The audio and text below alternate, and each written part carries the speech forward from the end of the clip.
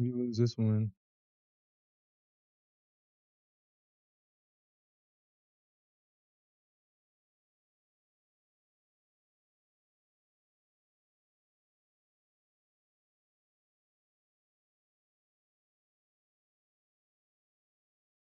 give me a second.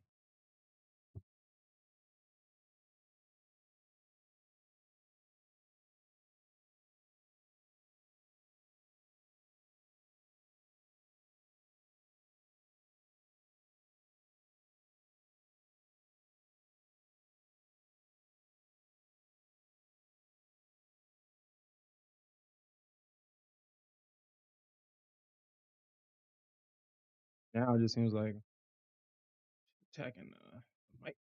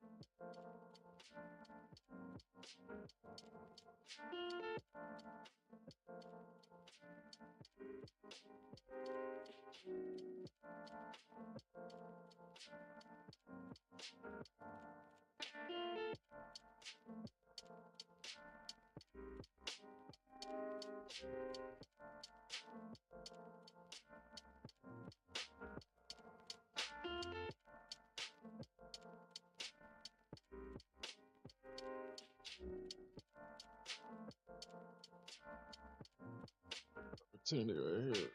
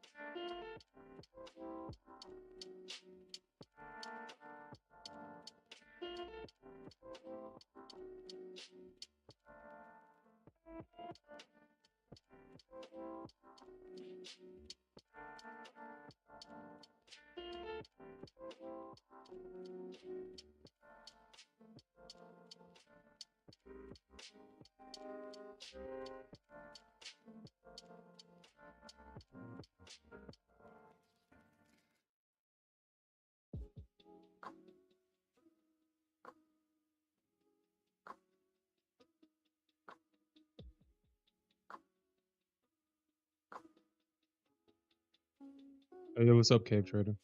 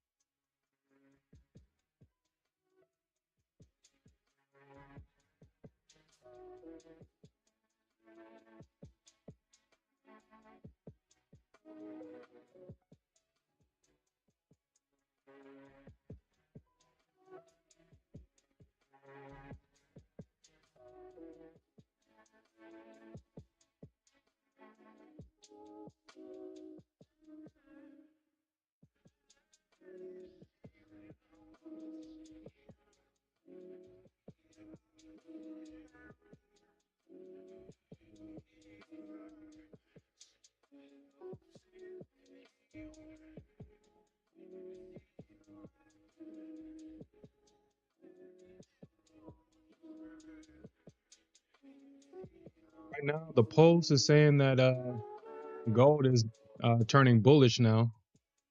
After selling off the entire freaking night, we're now starting to see some bullish sentiment in gold.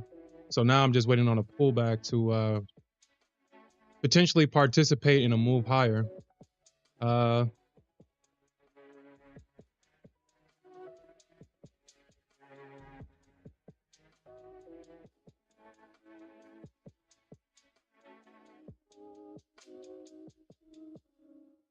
we're getting mixed data with the Nasdaq, and well, okay, so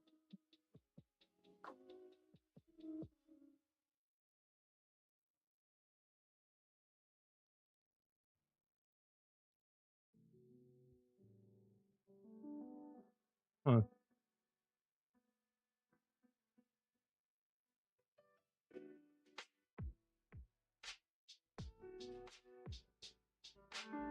yeah, I wouldn't even have any room on the screen for that.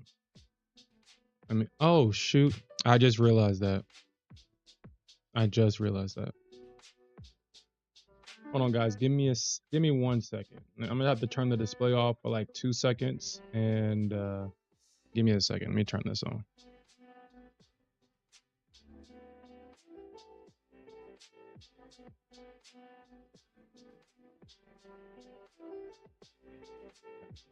Turn the display back on. There we go. There we go.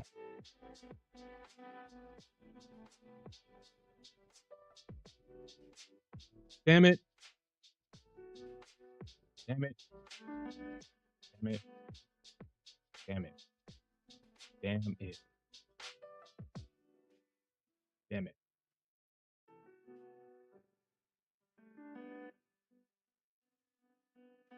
Well, I'm not gonna be chasing gold. I'm gonna need gold to come back down to me. I'm not gonna be chasing gold here.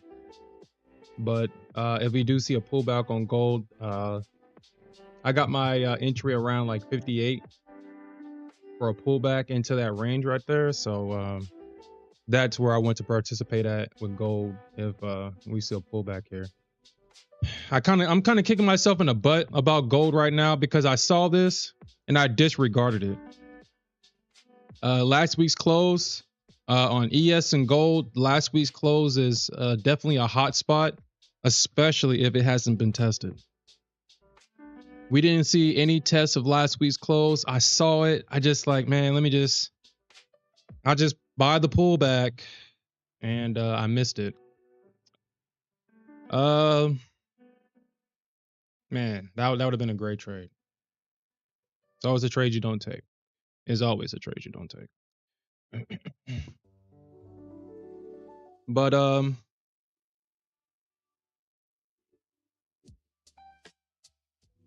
kind of continuing the conversation that we had last night, I think I'm going to reduce my size. I spoke about how I want to copy trade three of because I have like 400 or 500 accounts over there at Tradeify, and I don't want to trade them individually. I kind of want to. I'm just gonna copy the 3 growth accounts that I have, the 50Ks. I'm gonna only trade gold, and I'm going to trade 3 micro contracts a piece in each one of them. Trading no more than 5 contracts at a time. I'm gonna have my initial entry, and then I want to scale into the position and get stopped out for maybe $180 loss across all 3 accounts, which that shouldn't happen too often, and I'm just gonna move forward like that. Try to keep these accounts as long as possible. So the bad days where the market is just going down, I don't blow the account. I'm gonna have a two loss rule. If I lose two trades in a row following my entry model, my pullback into support model, then I have to shut down for the day and just come back tomorrow to ensure the safety of the account or the longevity of the account. But you're short right now? Yeah, we just got the market to sell off from this range, so we'll see what happens here. I kind of want the market to fill my orders and then bounce, but because this is that break of structure area that we had yesterday. This little range right here. This is what I'm looking for price to come back down into, and then we get another leg higher. But the ES is basically trading to the right, and and this is why I don't particularly care to trade ES unless it overextends, because trading in the middle with this instrument is just unbearable. It's torture. It's torturous, really. Uh,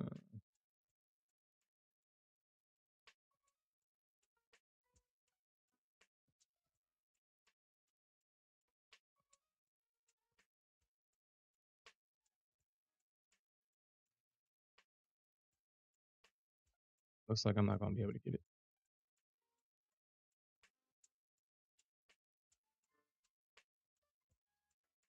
Gold is just a rocket right now. I mean, it's a freaking rocket right now.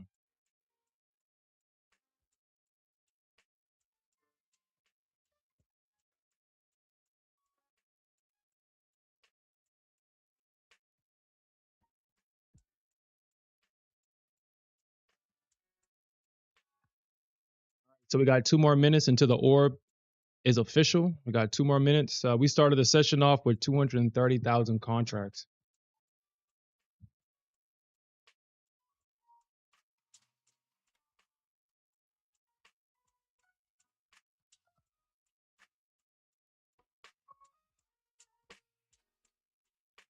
Damn, gold. Shit.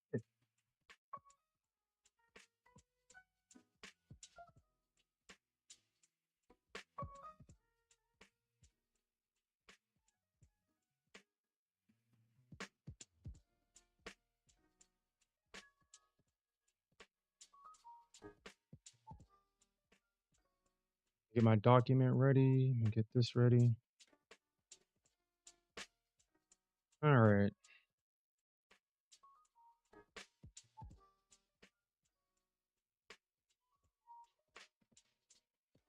Yeah, like that. It looks like that's what we're gonna get.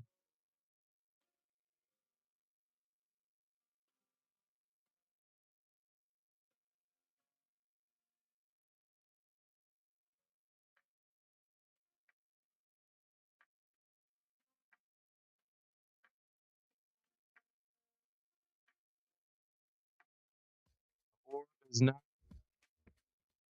official. Is now official. So right now,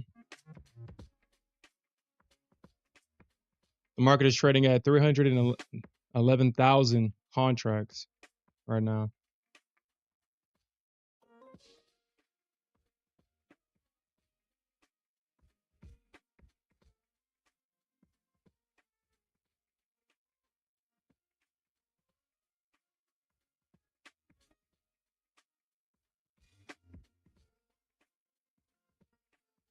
Damn, gold. Shit.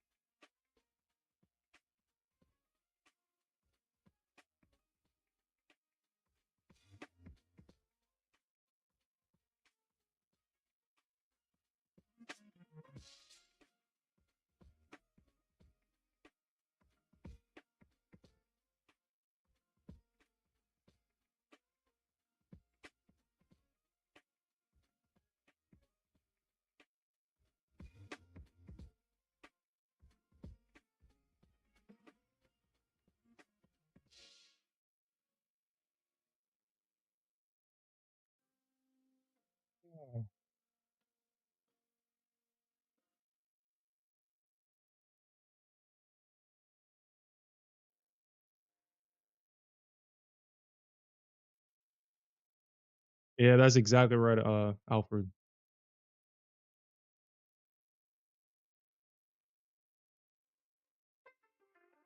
We had jobless claims earlier. I don't think we have anything that's we don't have any market moving catalysts even hope for today. Yeah, today is just the same thing like yesterday. We have really nothing.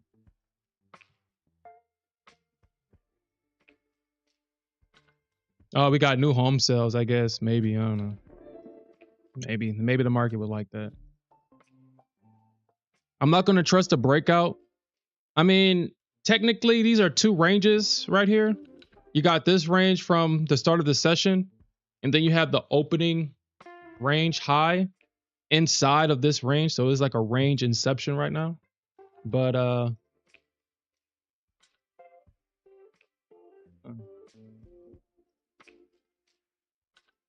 21 EMA is not anywhere near this high to confirm this breakout. So I don't know. Not saying that it won't happen. It's just that it's unlikely. It's unlikely to sustain the move without the support of the 21 EMA.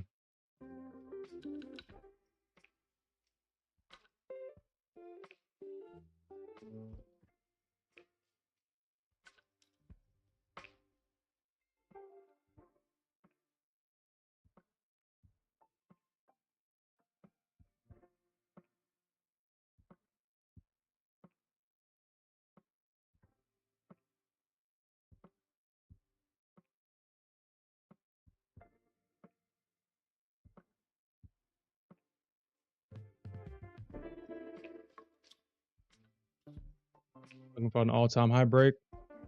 Yeah, it's crazy how the market missed all-time highs by 3 points earlier in the session today. I find that very weird.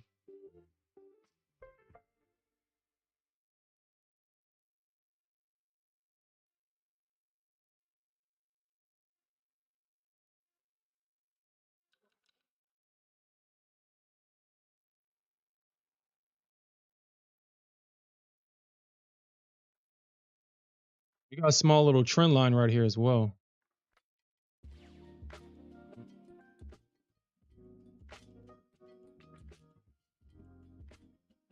So we got a small little trend breakout right here.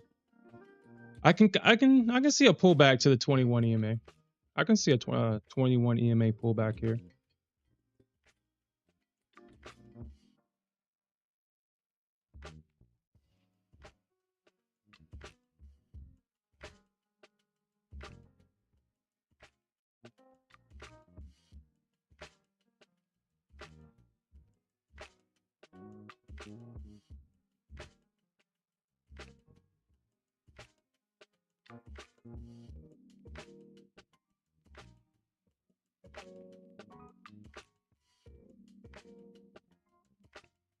And technically it didn't, but I mean this is the Nasdaq, so I mean you don't necessarily have to follow the rule. But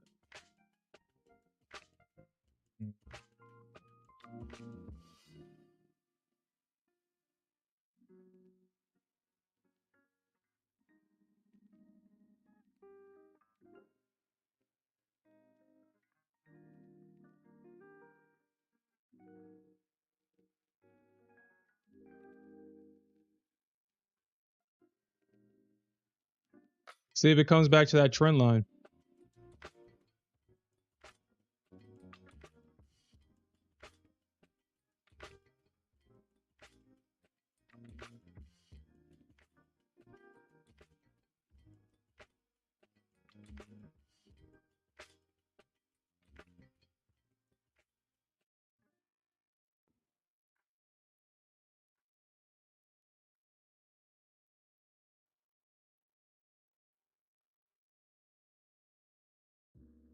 And if we see a break here, if we see the market hold and break, then I'm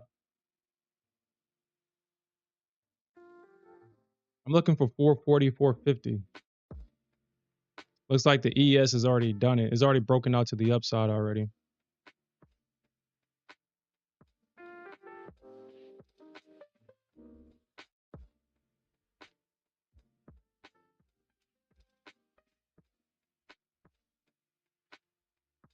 Hey, Alfred, do you still have black box stocks? Do you still use that?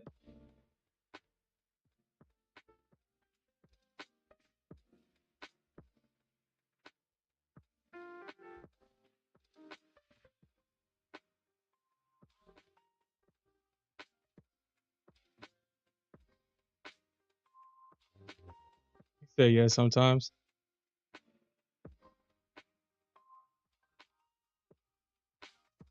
Has the gamma levels, has that been accurate lately?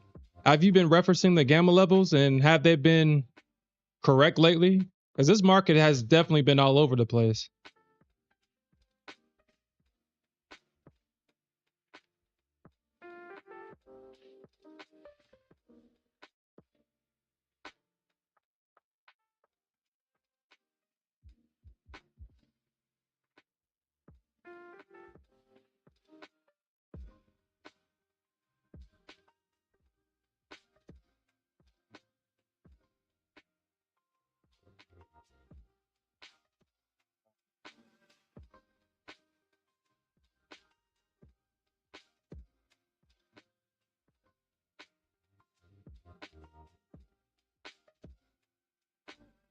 There's more positive gamma lately. Yeah, I kind of figured. I kind of figured it'd be that way.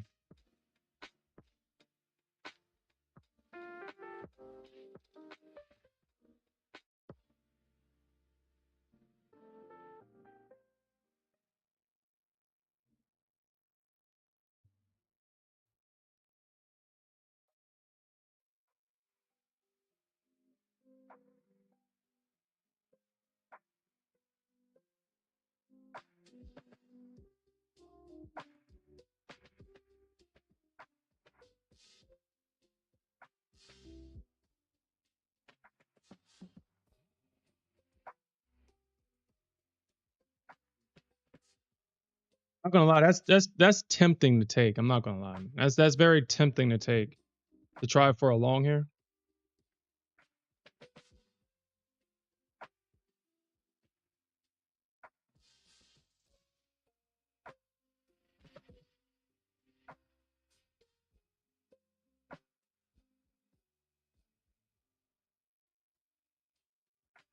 That's interesting though. It's interesting that never mind.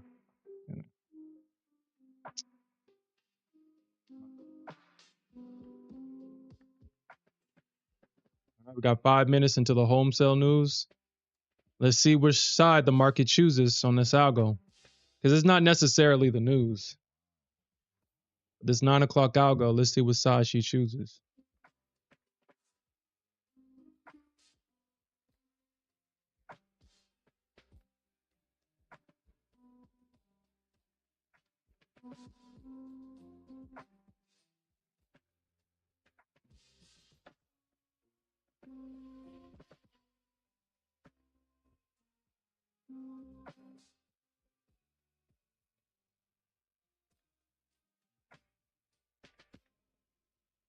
The ES is definitely taking after her sister because man, with the false breakouts, if we're getting false breakouts on the ES, man, that's so crazy.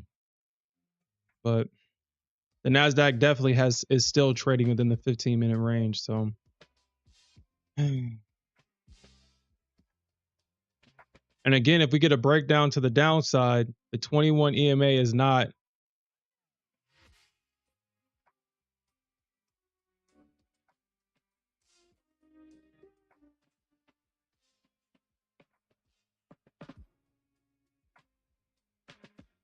It's not going to be close enough to the bottom of the range to confirm the move. So it doesn't mean that we won't see a break, but if you want to see a continuation, that 21 EMA definitely has to be right there, confirming the move.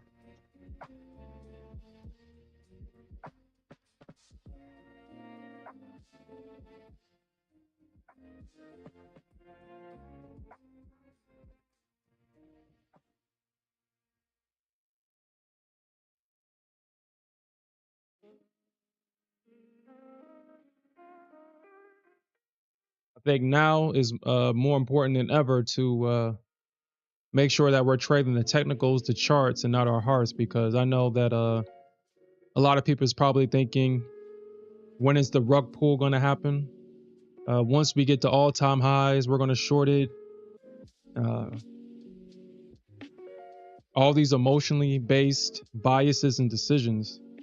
But this thing can go as high as it wants to before it rug pulls. As long as the technicals are there, we should respect that and not what our heart tries to make us believe. Because that was definitely true yesterday. That was definitely true yesterday. If you traded your heart yesterday, unfortunately, your account may no longer be with us.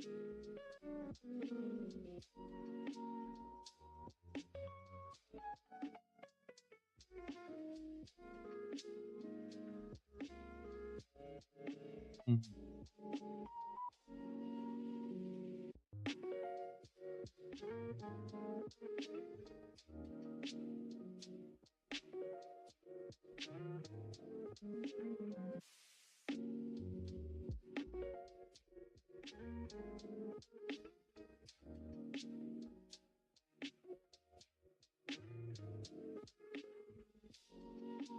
Got 2 more minutes to see what side she chooses.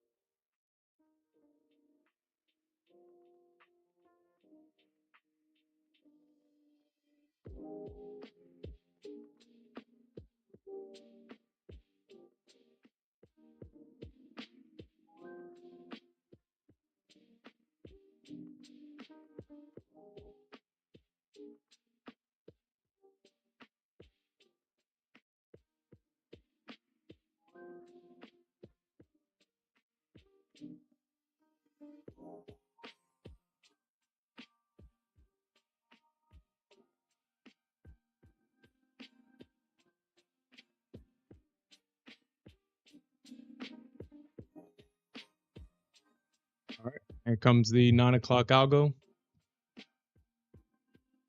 Not necessarily a big reaction, but price is still trading in this range. Looks like price is trying to is dancing also at this trend line right here as well.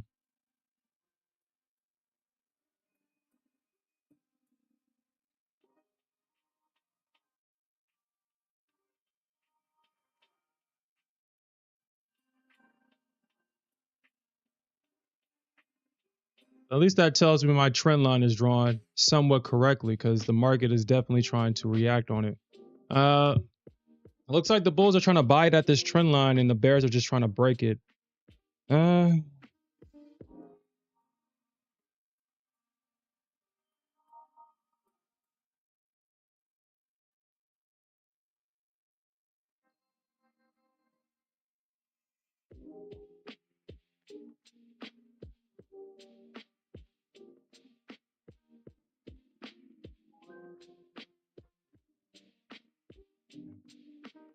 look at the ES real quick.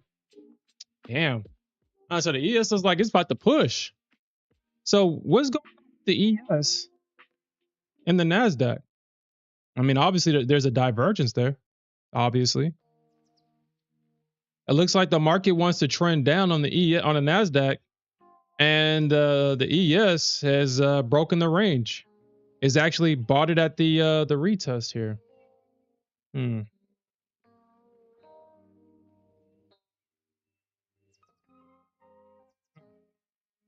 That is definitely interesting. But give me 1 second. Let me check on my daughter.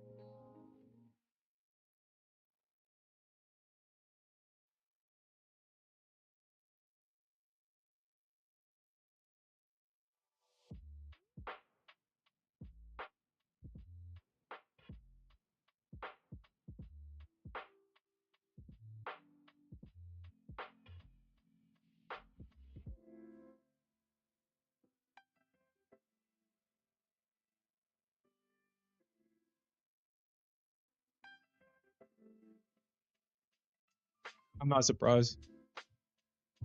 I'm definitely not surprised by this at all. All right. Well,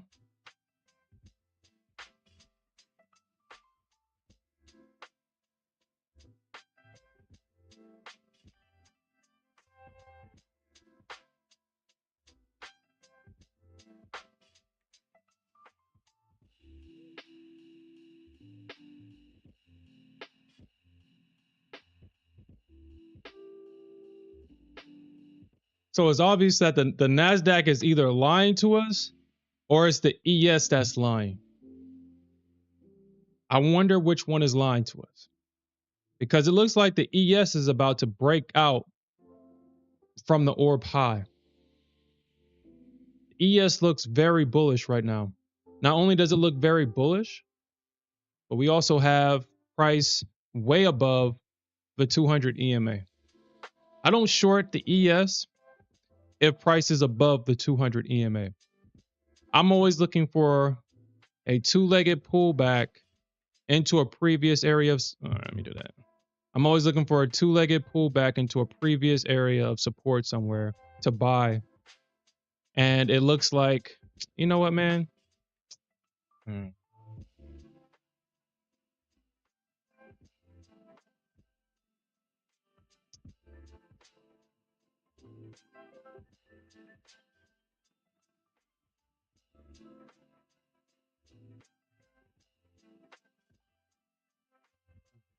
I don't know, man. This is definitely tough. This is definitely tough. I want to buy this up here because not only are we getting the confirmation from the 21 EMA that that the move can be sustained here on the ES, but the ES is trending right now. It's just that the Nasdaq's not, and I wonder why. Why is the ES trending and the Nasdaq's not trending?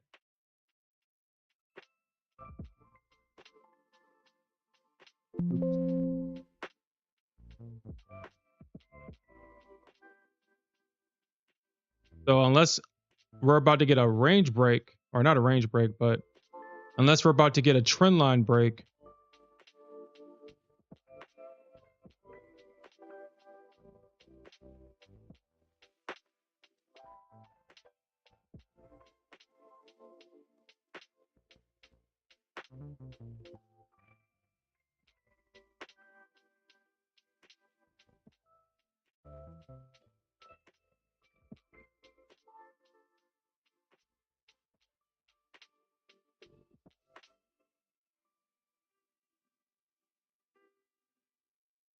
That's pretty fishy on the ES. That's pretty fishy. I will say that.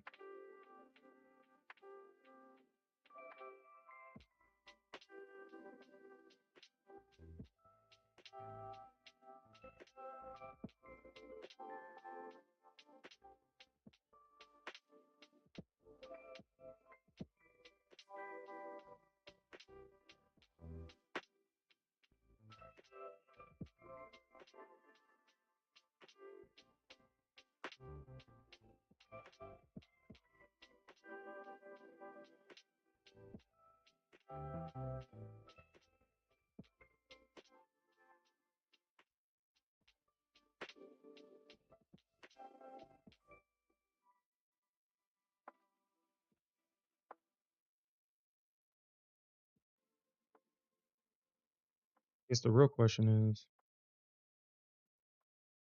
mhm.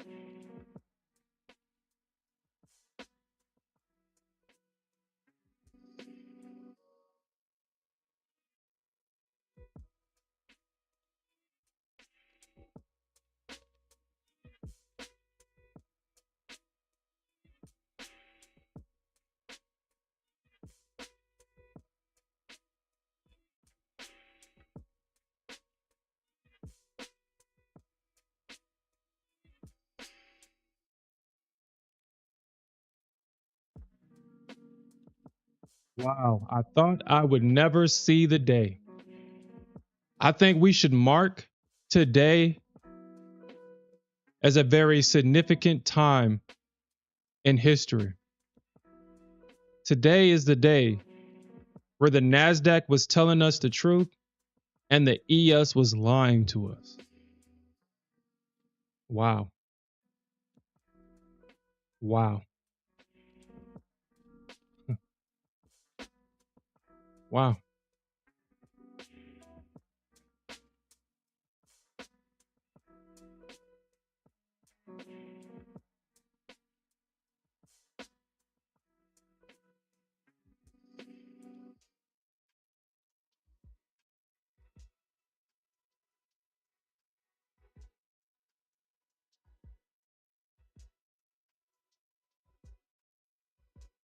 Looking to short the retracement. And I think I may need to get these out of the way because I'm gonna take I'm gonna take it. ES, I'm taking it. I'm gonna take that. I'm gonna take it.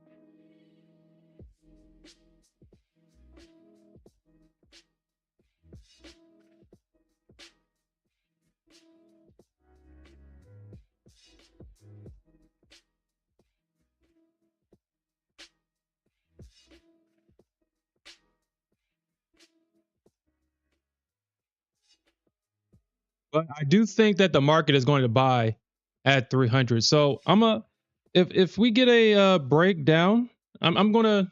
I think my long entries were probably correct. I think my long entries at 382. All right, wherever I had it at. I think those may be correct. I'm looking at Bookmap, and a lot of people. Well, I mean, of course, a lot of people is looking for that 300 bounce on the Nasdaq.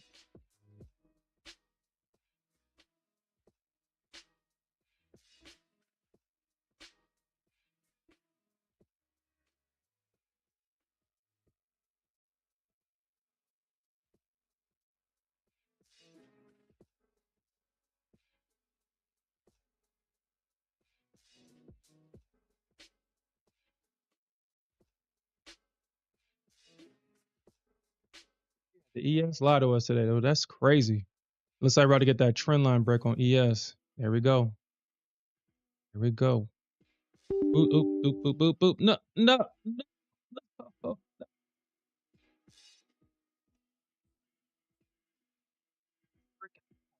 that? What's that?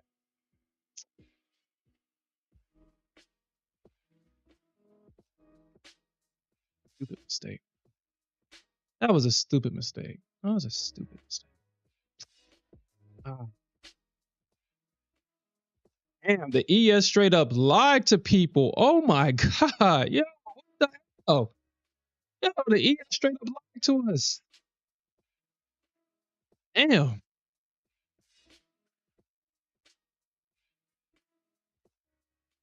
Damn.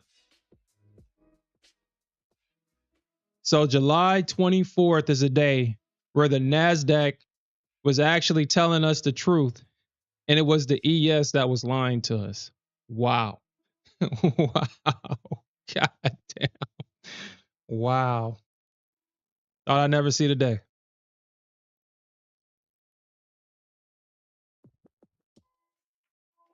Yeah, I think today is definitely going to be a short day.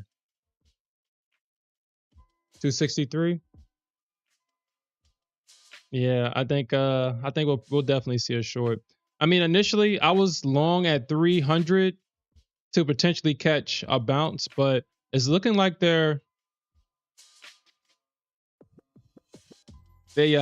just bounced it to reject from this range right here, and then we got this big rejection from this area. So uh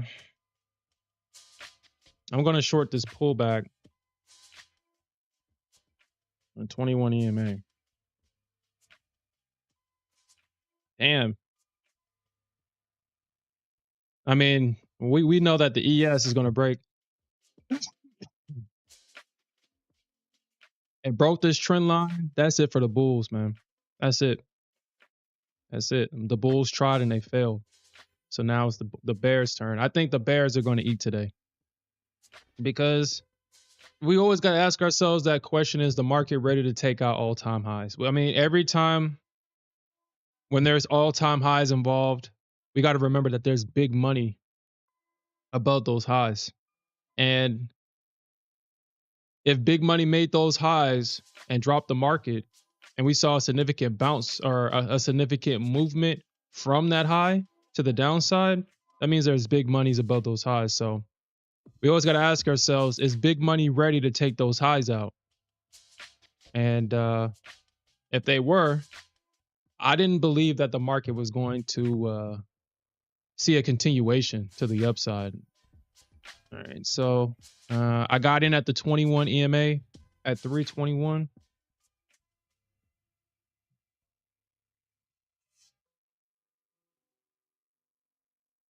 I'm willing to scale into this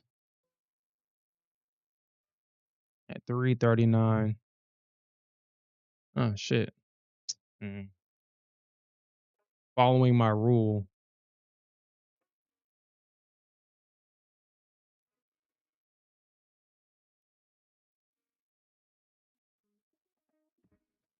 Extra one right here.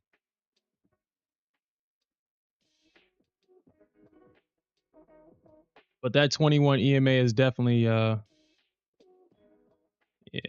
at least for right now.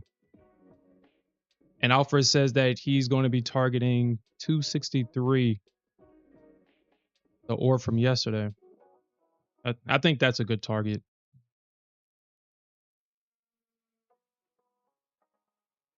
We just have to trust in the weak bears. So you already know it's going to be stressful. So actually, since we know that this trend line was drawn correctly, I can actually, and that the market is respecting it, I can actually just do something like this. Into where now, just lock this real quick, turn this into a resistance trend line that the market is respecting. And we can pay attention to how the market reacts at that trend line.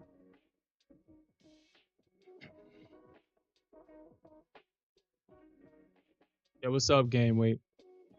He says I need to be lied to. Yo, Game Weight, I know you flipped long yesterday. I know you flipped long. I know you was a part of that long and you wasn't liquidity yesterday. I know that.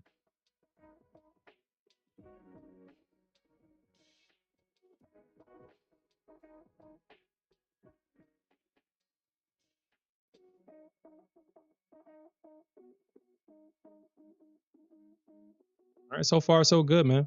So far so good.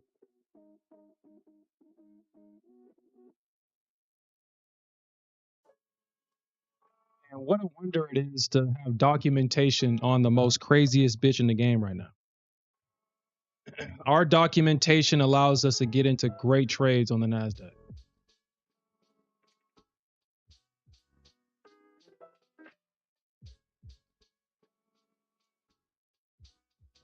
Looks like I may have spoken too soon, but the documentation is definitely there to protect us from the craziness that is the Nasdaq. If the 21 EMA is not there to confirm the move, then it's highly likely it's not going to happen. But it looks like the Bears are going to disappoint yet again.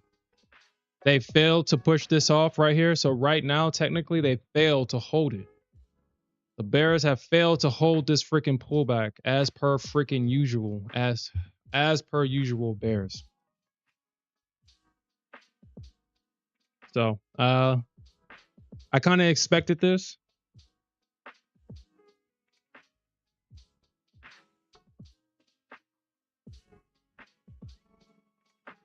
And I'm gonna stop out at 39. Or at 48. Hold on. Yeah, 48. The Bears failed to hold the pullback.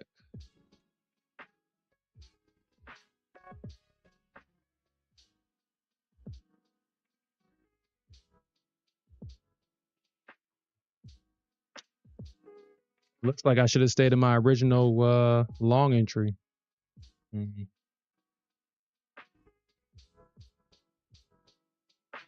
Okay. That's my whole position right there. We'll see what happens here. We'll see if the Bears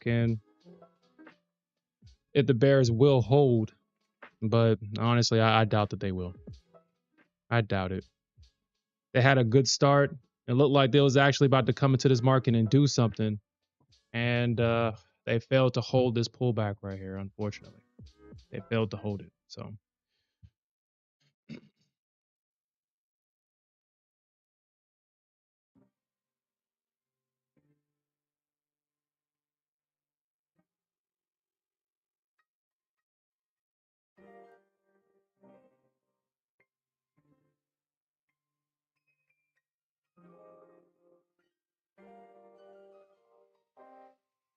you say you got flat and went short today?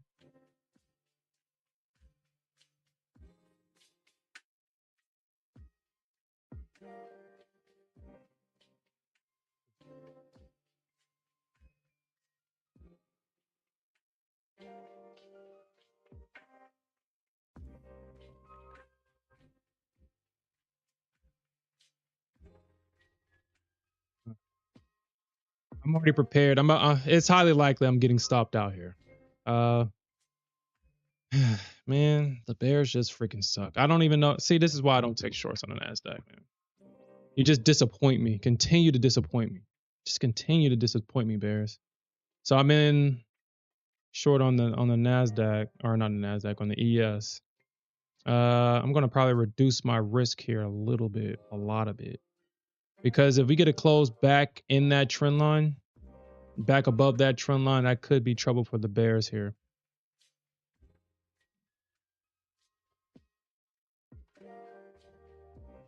May have gotten too aggressive. And of course, gold is not going to give me an opportunity to get in. It's looking like she's not going to give me an opportunity.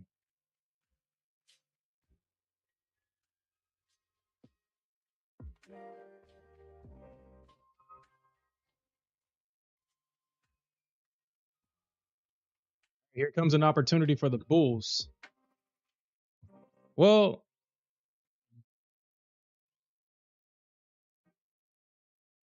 kind of conflicted about that. I'm kind of conflicted. We'll see how this trade plays out. We'll see how the trade plays out, because originally I would have gotten in at 300 and it would have missed my first target by 2 points. It would have missed my first target by 2 points here.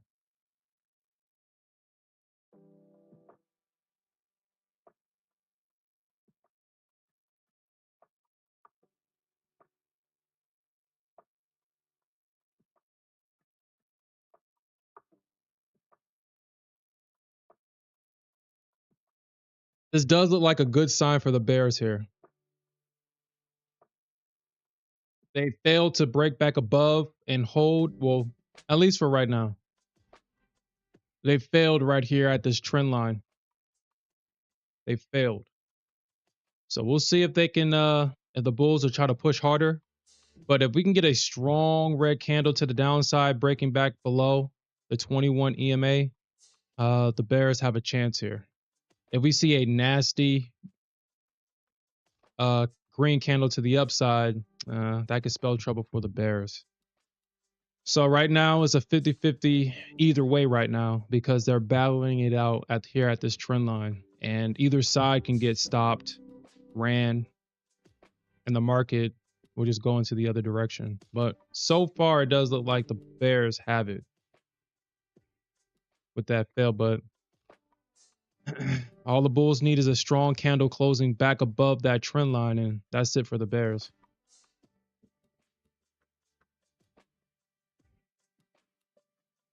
You get a strong red candle here, I'll feel more comfortable in this short.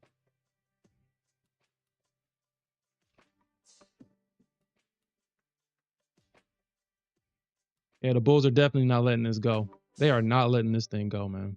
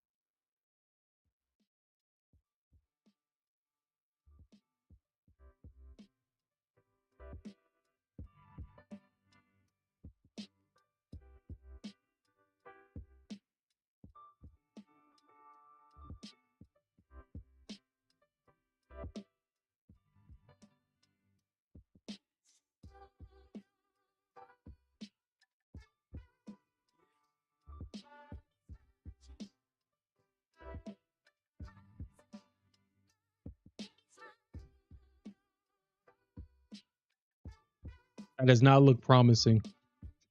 That did not look promising. There it goes. That does not look promising right there. Freaking bears. You close your shorts, Alfred? Yeah, man. Dude, this thing is stressful, dude. This thing is freaking stressful. It feels like a replay from yesterday. It feels like it makes it feel one way, but then it's not actually bullish. It's bearish.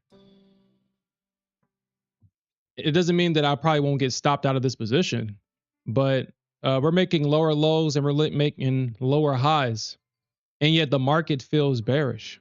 I mean, it feels bullish, and that's the trick about the Nasdaq, because she'll make you feel one way even though she's doing something else. The Nasdaq is clearly trending to the downside. It's clearly bearish, but it makes you feel like it's bullish. And as the bears are trying to aggressively sell into this, the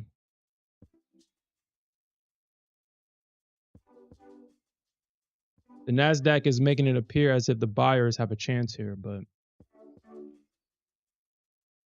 the structure is not in for the market to go higher. The technicals are not saying or not suggesting that the market goes higher from here.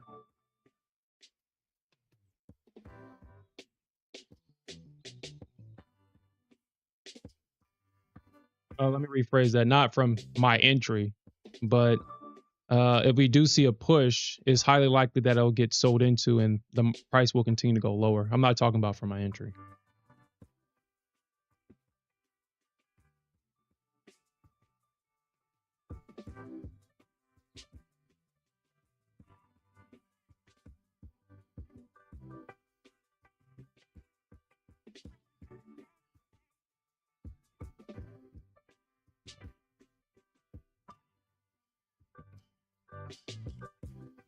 Definitely try to sell this thing.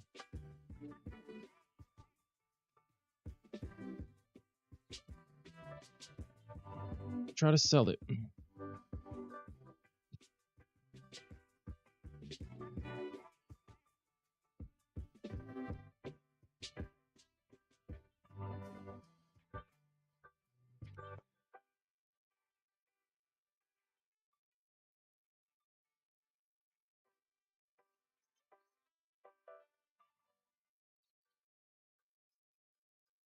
That accused is sitting at a positive gamma level right now.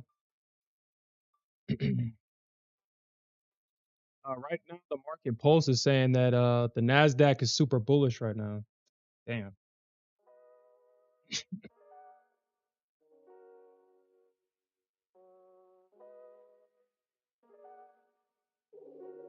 Pulse saying that right now the Nasdaq is 40% bullish. The S&P is at a negative 4% bearish.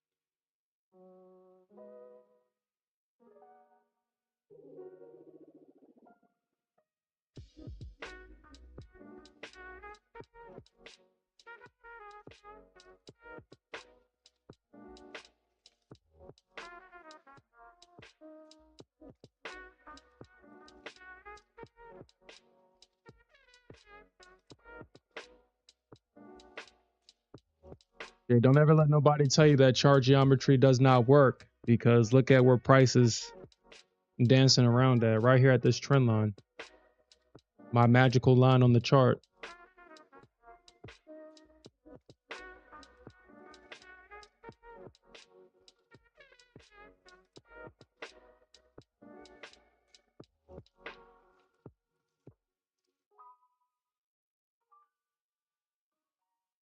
So you might become a buyer. I mean, I wouldn't blame you. I definitely wouldn't blame you, but one of my rules say that I own my trade and I trade my plan. If I lose, I'll just accept the loss. But initially, it was bearish. Now it's starting to flip bullish. I'm starting to regret that I pulled my order at 300. I'm starting to regret it, but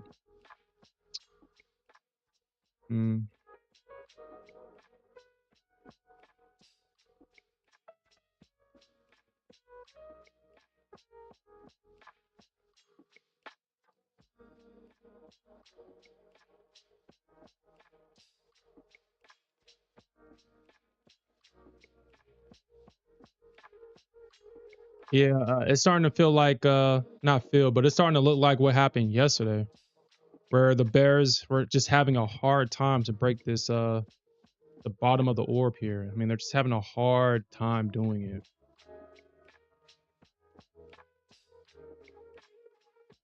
Yeah, I should have just probably stayed long with my long entry.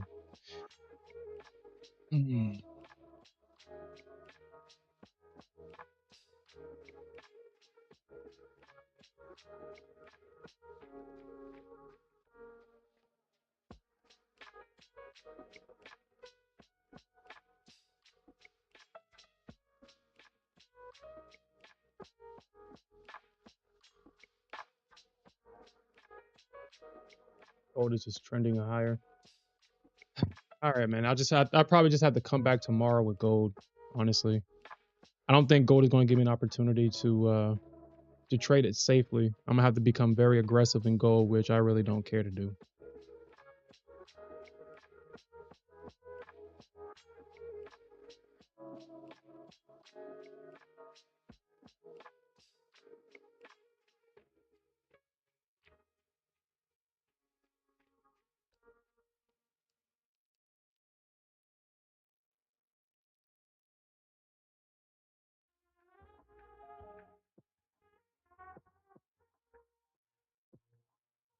See here.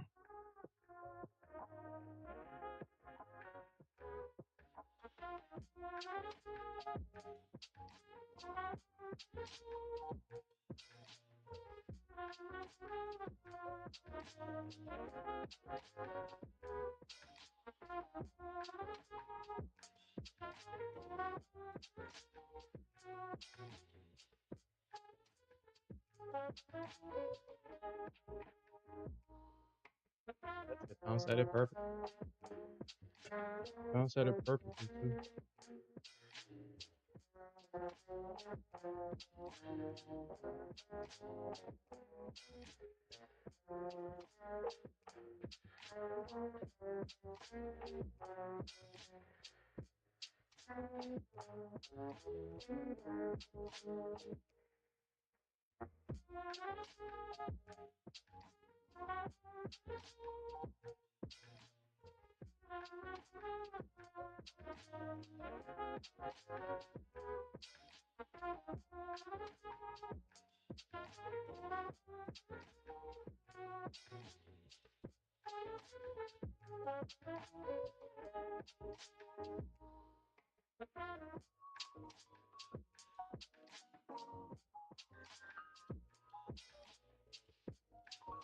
And the Bulls really are not. They're not letting this go. God damn, they're not letting this go.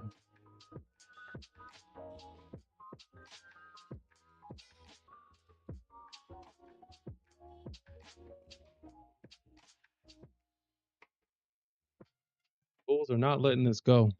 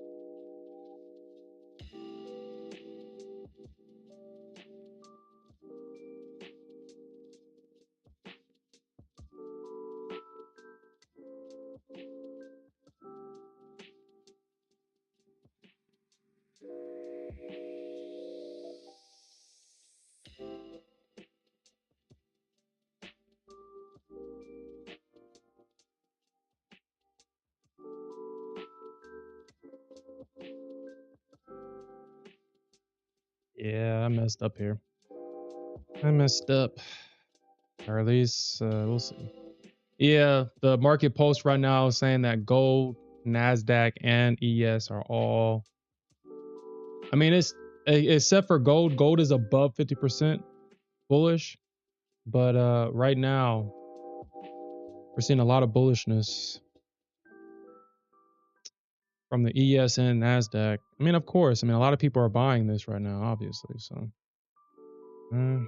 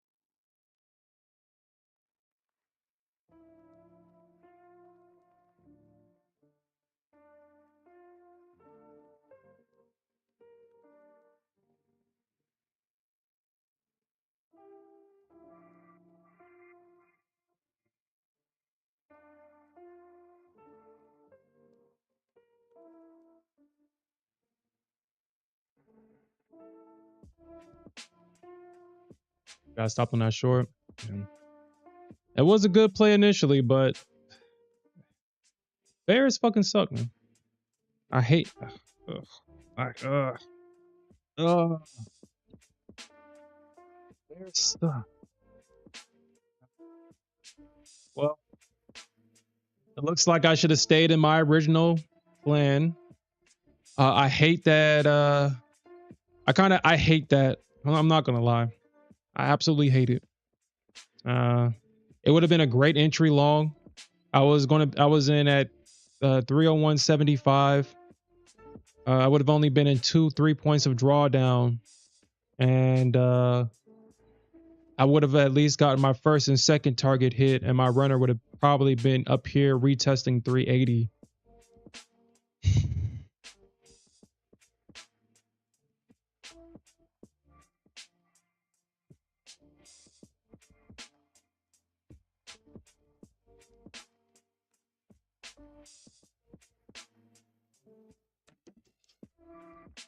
Still long the ES. Yeah. Well, I got this short still working on the ES. I'll probably get stopped out of this one too.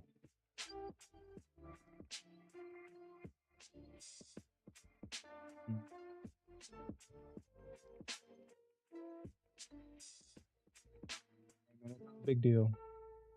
Not a big deal. Not a big deal.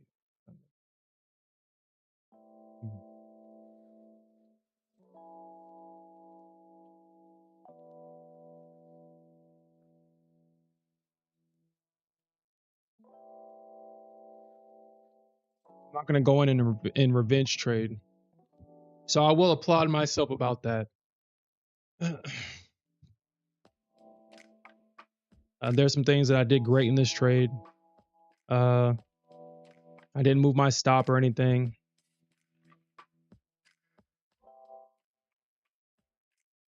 I stayed in the trade, even though it kind of did look like I was going to get stopped out, but no, I stayed. I stuck with the trade.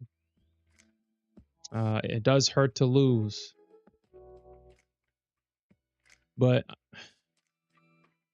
I'm not going to go tilt, even though the energy is definitely there to try to full port it, try to find a way to get my money back. That's fine. I'll just get my money back by trading properly.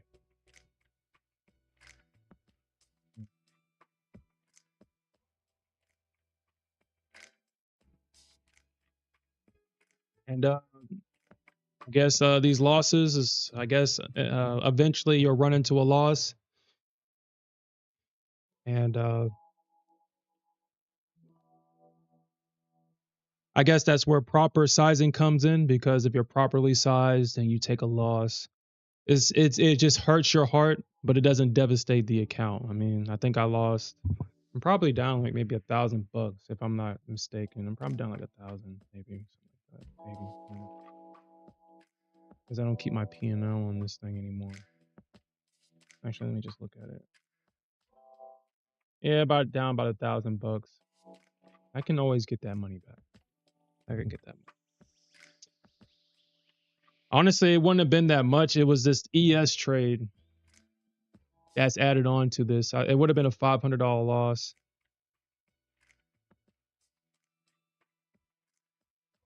But it's this ES trade that's adding to this loss right now.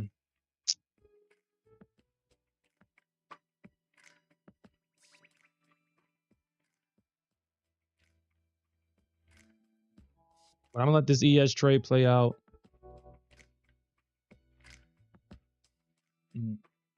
Put this above R1.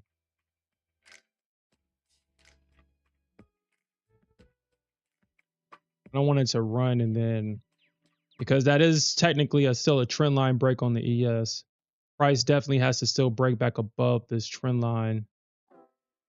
We could see it. I'm not saying that we won't, but I just don't want to get swiped and then this thing crashes down.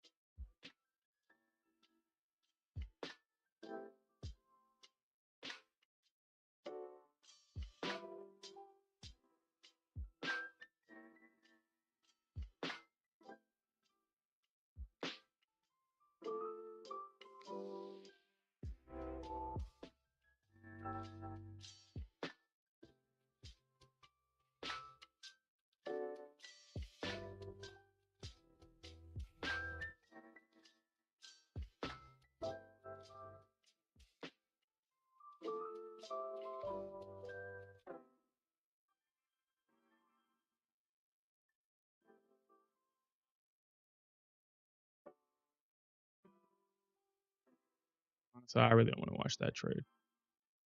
Okay.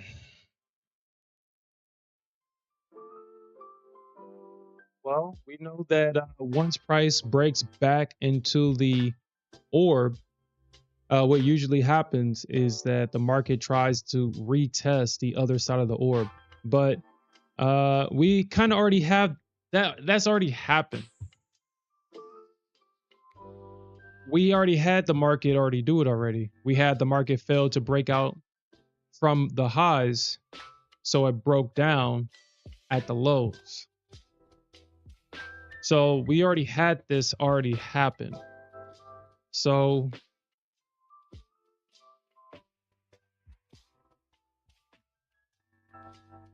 let's look at the documentation real quick and see if we've seen something similar to this, where the market does this, it comes back. I mean, it did it yesterday. Actually, no, it didn't do it yesterday. It didn't do it yesterday. It tested the lows, it failed, and so it tested the highs, and then it finally broke out.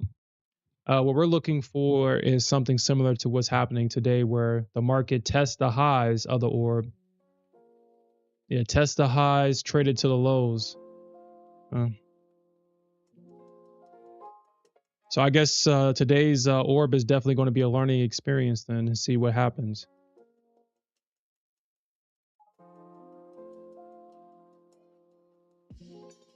Because usually that first test is the best test. That first test is usually the best test.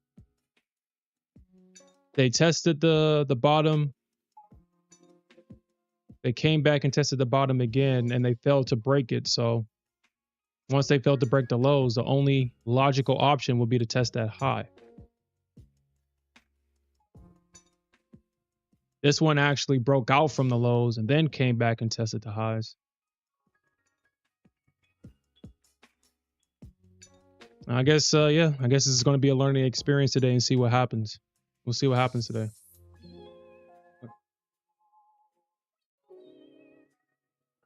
Yeah.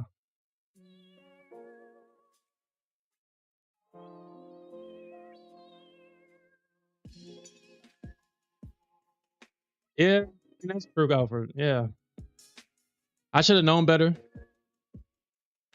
but I guess that's kind of has to. I guess we're playing the numbers game, right? I should have just. I should have figured that the. I mean, God damn it, Bears!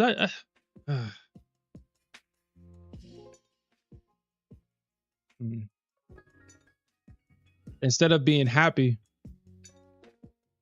Mm. But I think I've already explained why initially I was looking for a retest of this area right here. I mean, that's why I have my orders sitting right here, and then a fib level actually lined up with this level as well. So it was just a lot of confluence in this area. But with all that aggression, it looked like the market was about to super sell off. So I was like, well, uh, maybe I should just go with the shorts and just try to monitor it as much as possible. If I see a bounce at 300, then I should monitor it. But of course, the Bears failed here. Of course they failed. Of course they failed.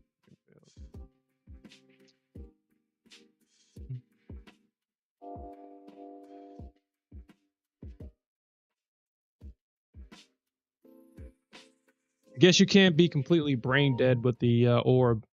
Yeah, I mean, this is not a brain dead strategy. I guess you have to kind of add a little context to the market to go along with it. All right, ES, what are you going to do? Are you going to break back above the trend line?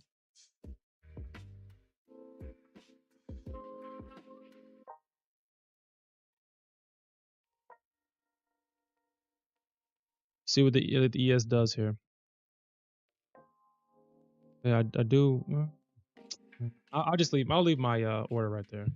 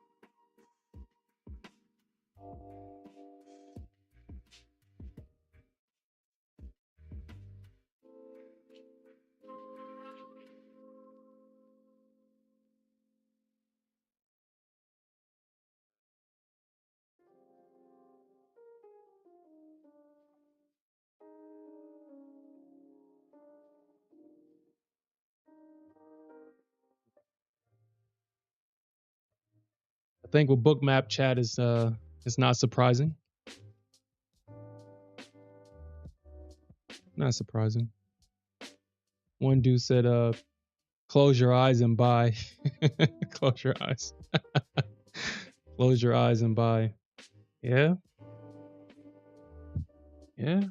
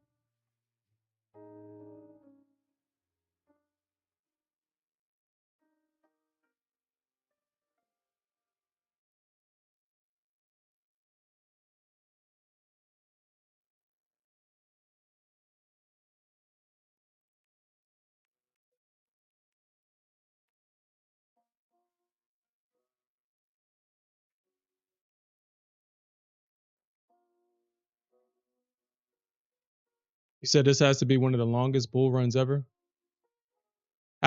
Cape Trader, have you just started trading?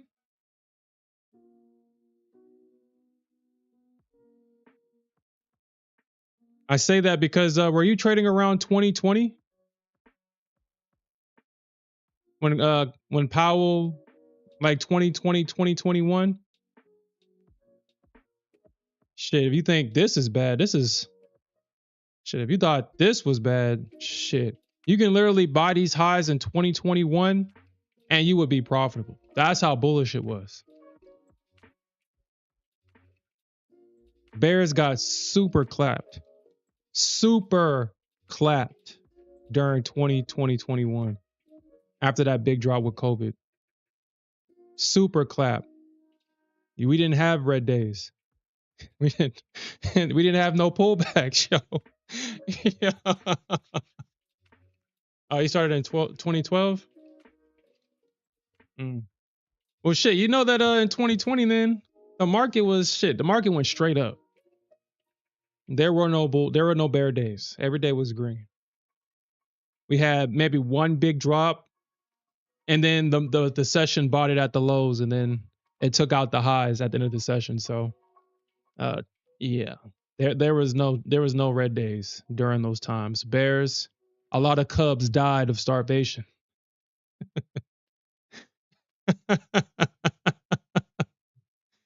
A lot of bear cubs died of starvation during those times. You didn't take it seriously until about yeah. Yeah, this price action is mediocre to compare to that. But I think as time goes on, as things settle, as these trade deals come in and they're set in stone, at least for Trump's presidency, uh, I think we're going to get we'll probably see like 30K on the Nasdaq. I mean, I would not be surprised to see that as time goes on, about 30K on the Nasdaq.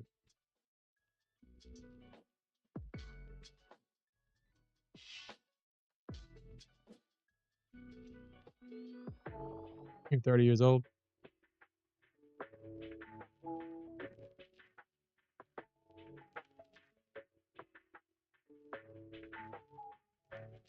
Here we go. The ES played around with it, and then she finally took it. He's so scared to buy shit. Well, honestly,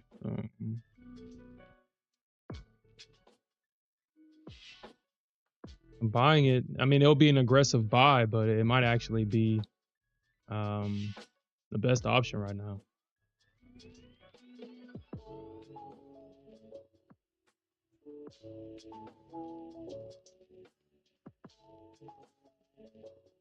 That's fine. I still have the account. Still have the account. It's fine. It's fine. It's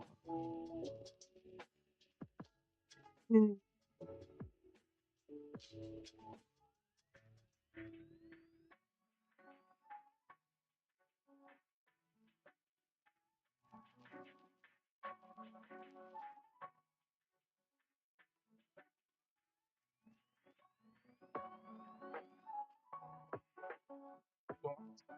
That's it. A lot of the experts so far has been wrong, and we all know that nowadays that word is so loose.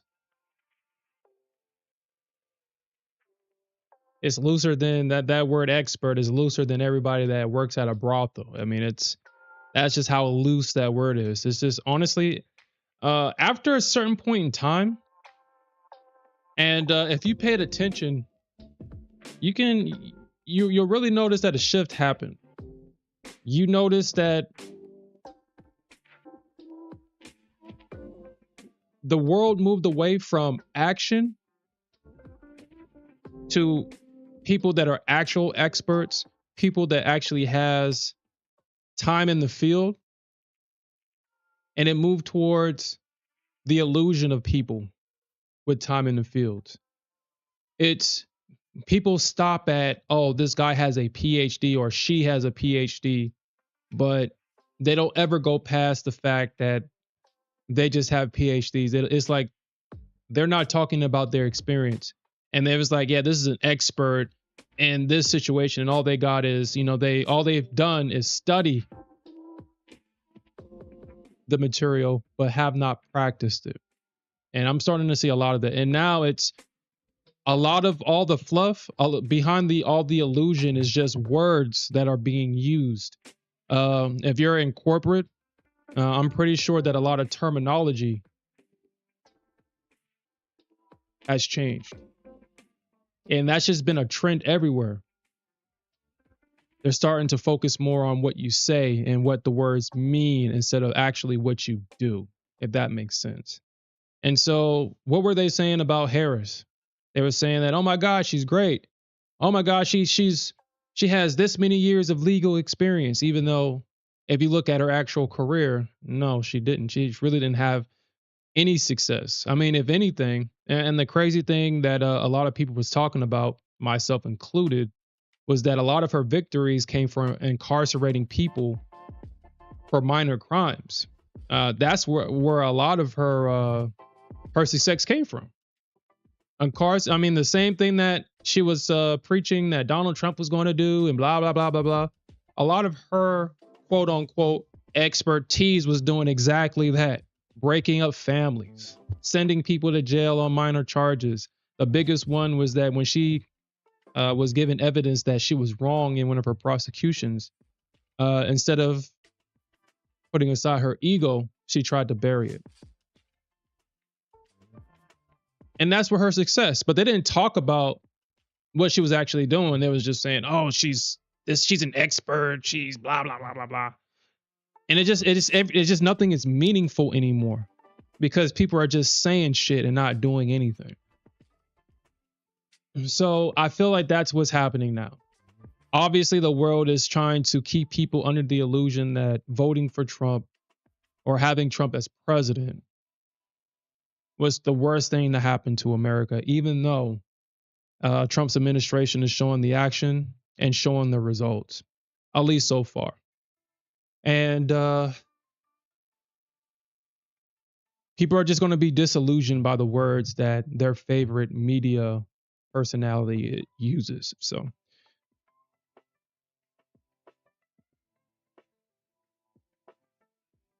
because I've been disillusioned from that, and I understand the word gameplay that is being used, I tend to not even pay attention to it.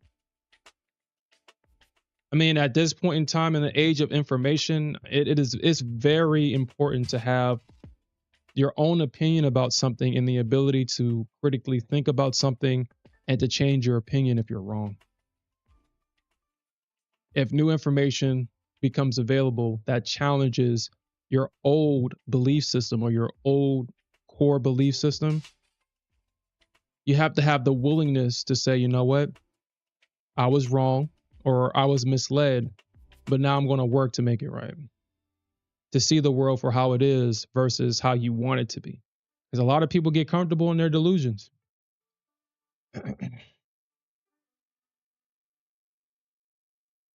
I choose not to be one of those people.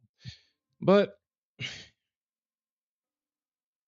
there goes my last target right there. I think this is a great example of, man, I should have just stuck with my original plan. What really threw me off was the ES. The ES straight up lied today. What the fuck is up with this bitch? She straight up lied. If the ES didn't break this trend line, I wouldn't have flipped short. Or I wouldn't have taken that short with the Nasdaq, because my thought process during that time was that, the Nasdaq or the ES lied about breaking out. She broke this trend line, and usually the ES doesn't do what she's doing now. This is what you will call manipulation on the ES. You don't see a trend line break of a slanted trend line like this and the ES breaking above it and finding support. That this is probably, it happens every once in a blue moon. Damn, the ES lied. I'm not gonna, damn, the ES lied.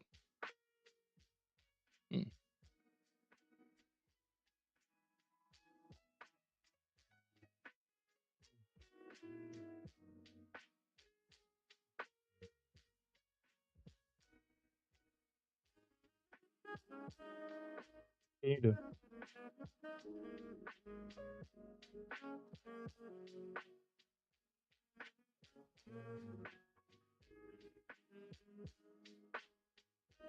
Yeah, game weight, they definitely has been.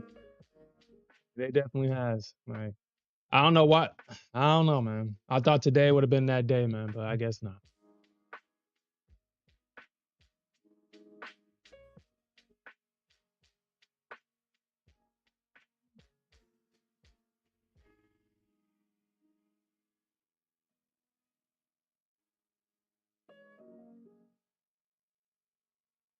Yeah, that's definitely true, Alfred. That's definitely true. As much as I care about the women in my life, that is just one of the one things that I just have to accept. Don't know why they choose to live in a delusional world, but they definitely do. And like, it's crazy how they won't even say, you know what, I was wrong. And when they do say it, it's like someone stabbed them in the heart, punched them in the face, pushed them off a cliff. It was like, oh yeah, I was wrong. It's so hard. My partner, she hates it when I'm right. She said, "You think you're always right?" And I say, "I'm always right." I'm like, dude, shut up. Shut up. Don't ever want to admit when they're wrong. You're absolutely right about that, Alfred. That's why that stupid saying, happy wife or happy life, happy wife, or something stupid like that. It's, don't tell them about their delusions. They know the reality of things. They just, it's like girls, they never move past so that a great analogy or a metaphor is the tea party, costume party, tea party. If you really pay attention, girls never really stop doing that. Girls never stop playing dress up, and they never stop playing tea party pretend. If you really pay attention, they're doing it. If they don't do it with you, they're doing it with like their friends. Like they go, instead of tea parties, they go to Starbucks or mimosas or a girls' night out. And what are they doing? They're around a table, drinking whatever they're drinking, gossiping, and that's their tea party. Dress up. They go and say, "Hey, I can do whatever a man does. I can do this. I can do that," and they're very capable of doing it for sure. But to them, they don't see it the same way as we see it. They're playing pretend. They're playing a character, and when they're done playing that character, they move on to the next thing. That's what I've found to be true about our female counterparts, and I've just accepted that. I don't argue with it. I just accept that 9 times out of 10. I mean, I'm not saying all women, but if given, if they'll do one thing, but if given an opportunity to do something else, they will move to that opportunity and leave all their work behind. But we all know as men, we become very dedicated to our craft. It's hard for us to go from one thing to another, even if it's beneficial for us. Women does not have that problem. They will go to the better thing. And a lot of men fall victim to believing that they won't. Because they will. They definitely will. If they find something better, it's literally it's not something that I wouldn't sit here and say that they're all doing it purposely. It's just a natural thing about being a female, because they need they can't sustain by themselves. So they need to be able to find safety and comfort in the strongest male, or in the strongest environment where their safety is ensured. And I think that's just something that's just a part of them, and they can't help it. Even if they want to be faithful to a cause, person, place, or thing, it's just not in them to do that. Because it would require them to say that, okay, if I choose to stay in a toxic, not necessarily toxic, because they'll stay in a toxic situation, in a dangerous situation, then they have to accept that they could possibly be extremely hurt in that situation. And a lot of females ain't gonna do that. That's just unfortunate, and a lot of men fall victim to that. And they realize this reality too late, when it's time to get divorced, and they're sitting in front of a judge, and the woman is, or their female partner is saying, "This is what I want. This is what I want. This is what I want. This is what I want." They got the house, car, kids, everything. They're living as if they never left the marriage or a partnership. And the guy is living in a hotel or a shed or on his best friend's couch or whatever. And the dude's life has changed, and he's seeing the reality of quote unquote, in her perception, bigger and better things. I think a great example of that is what is it, Tia Mowry, I think her name is. When that was all over my feed for whatever reason, she said all of these things. She graduated from her marriage. She put herself right back on the market. She was, even though the person that she was with had all the qualities that she was looking for, she just wanted to move on. I mean, obviously, I don't know the intimate details of their relationship, but unfortunately, that's just how they are. Unfortunately, you can't change that about them. You just only accept, plan, and prepare. Love your partner or care about them or whatever makes you feel. But you got to protect yourself. You have to protect yourself. There are ways to protect yourself from this nature that women have. I mean, all you got to do is look up how to protect your assets, where to place them, not have them entirely in your name, but like under a trust to where, or under a business LLC, or however you want to do it to protect yourself and your assets. So when that time comes where you see your true nature of the true female nature, when she's ready to move on, you can still have a lot of what you work for intact.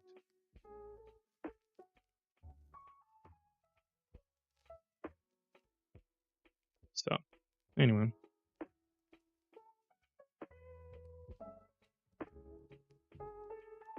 yeah, I feel like, Alfred, that's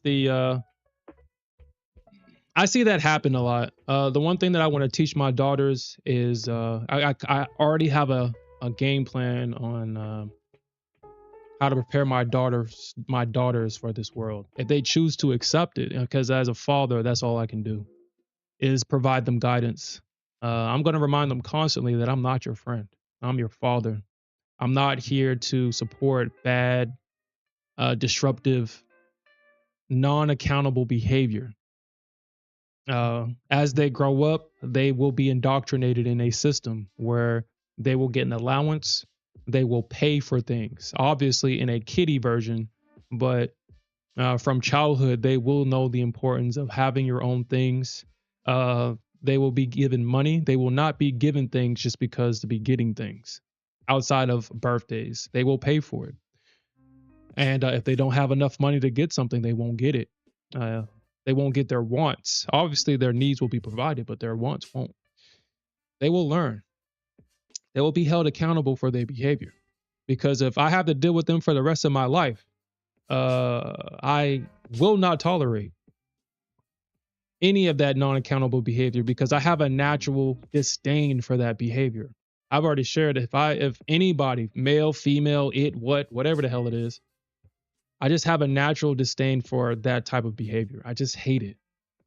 I don't know why. I've always hated it. I've always hated people that just don't take accountability for their behavior. I just hate it.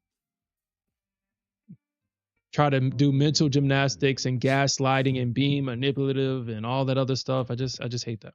Anyway,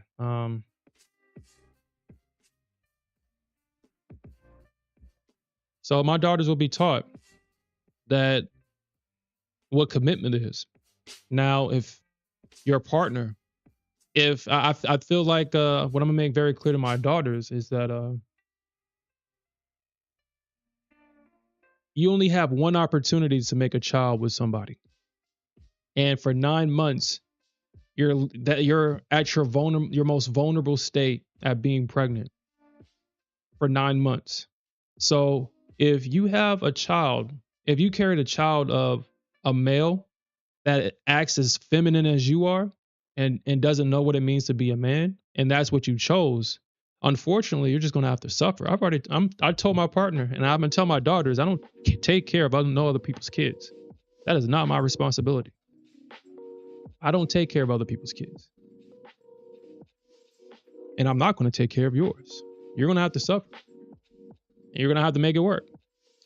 And I'm gonna make that very clear because I feel like a lot of this non-accountability comes from like, oh, if I do this and there's somebody that's going to catch me when I fall, and I'm not going to be there to catch you when you fall.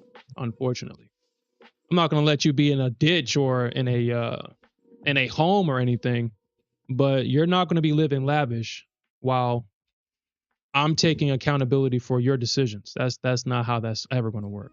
I'm not going to take care of your kids so you can go out and party. If you have a kid, unfortunately, you need to find a babysitter. That's not me or your mom, and you need to figure that shit out.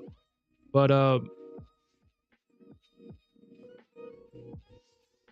when you hop from one relationship to another relationship, not only does that lower your value in the eyes of a man that you would truly want to be with, it just shows that man that outside of having a good time with you, there's really nothing there.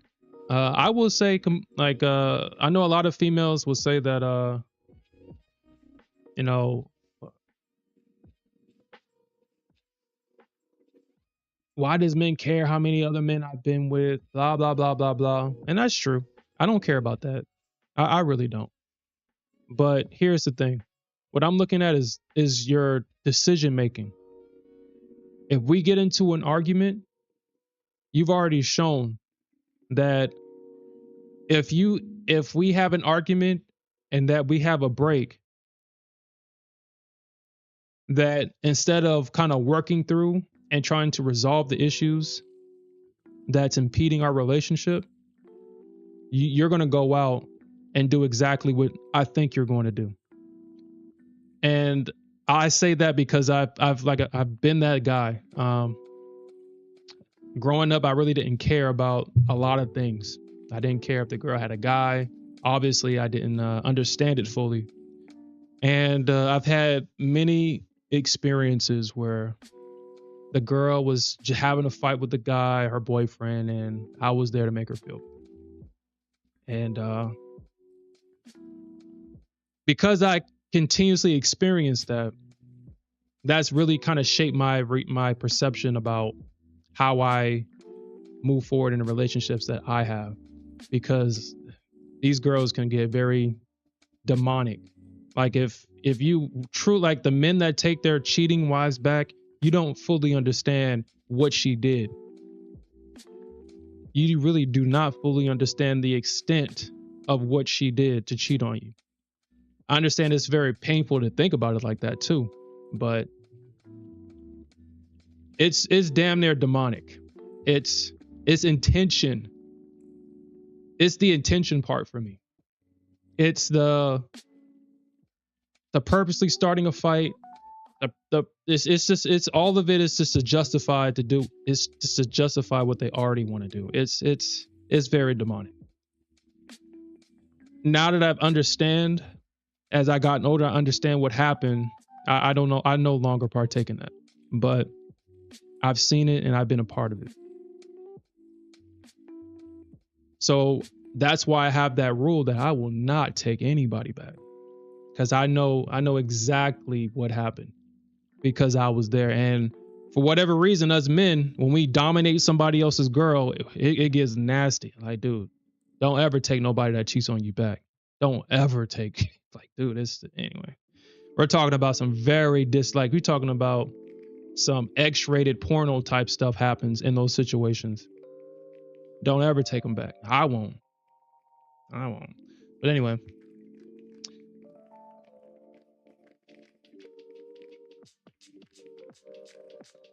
But the reason why I chose my partner was because I honestly, at first, she was just going to be another girl on the list at first. But then as I got to know her and I started to talk to her, what she displayed to me changed my mind. And I kind of want my daughters to understand why I chose their mom. She was in a relationship. She was in one other relationship before she was in a relationship with me. Obviously, she was green because she only had one relationship. And even though the dude cheated on her left and right, don't know why, but he cheated on her left and right. Her response was, instead of going out and increasing her body count, she left him. And during that time before she met me, she did not go out and, like when hot girls summer, this and that, she preserved herself.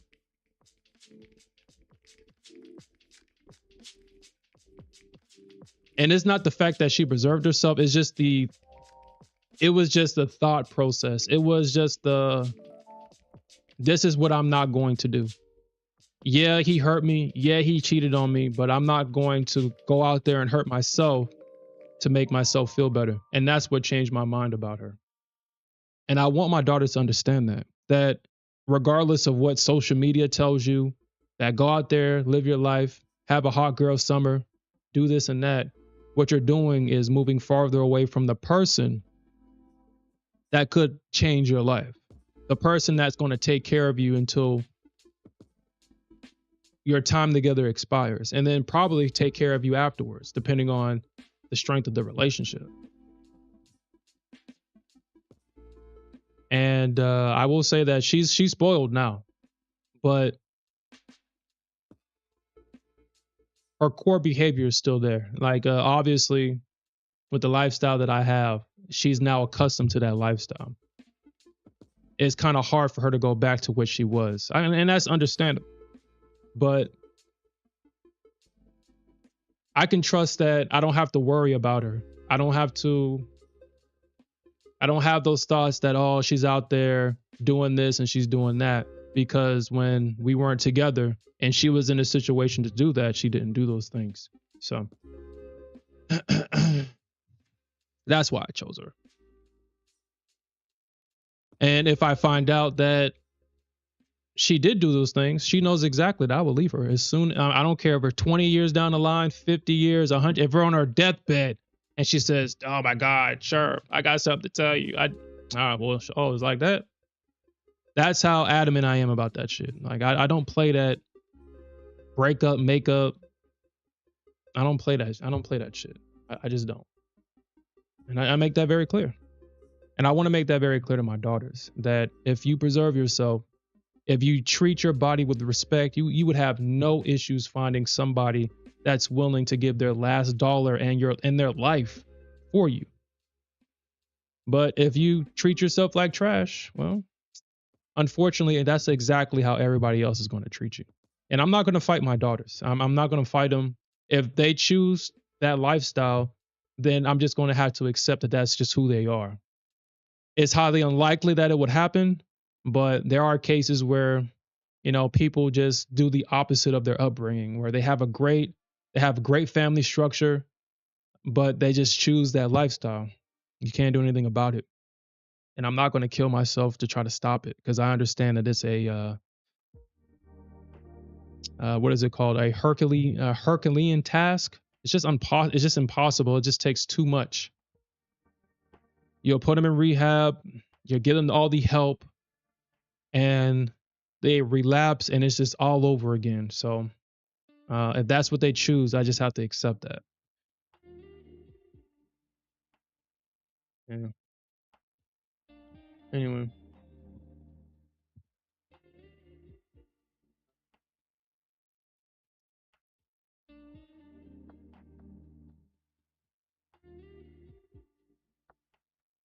that's definitely true. Yeah, that's exactly right. I've already decided that I'm never going to get married. Uh, I really don't. Well, there's no disrespect to anybody that's married. I know Gain Weight's married. He's happily married. Uh, you just have to. I mean, if you're going to marry somebody, you definitely have to trust them. You're definitely giving that person a lot of power. You definitely have to trust that person. You have to protect yourself. You definitely have to protect yourself. And there are lawyers out there that will clean you dry if you let them. If you let them. I'm just glad that I learned all this stuff young, when I was in my 20s, and I didn't have anything to lose.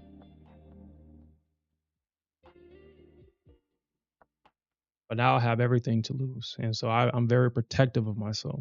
I'm very protective of what I've worked for. I have my priorities straight. A lot of men say that they put their family first, and okay, I mean, that's their prerogative, but I put myself first, and then it's my family.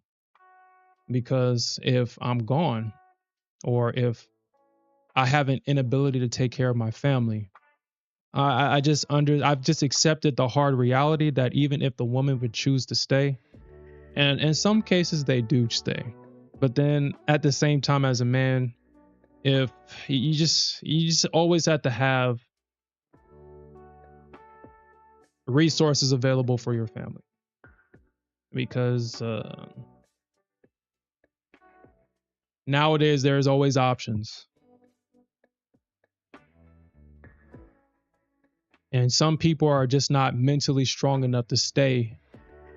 They're not mentally strong enough to stay if their lifestyle was sitting at what, 7, 8, 9, and then out of nowhere they have to live a level 3 lifestyle. That's very hard for women and children. It's very hard. Financial burdens are the number one reasons why relationships end prematurely. It's just a harsh reality.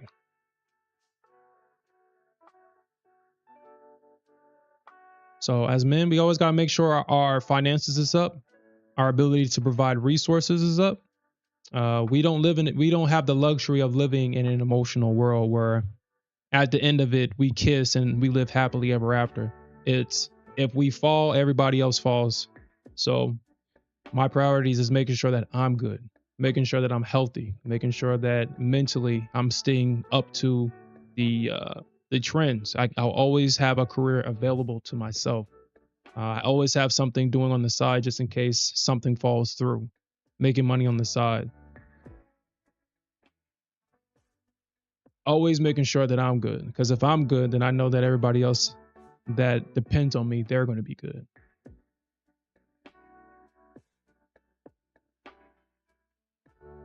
Because kids is just as ruthless. I mean, your kids will love you.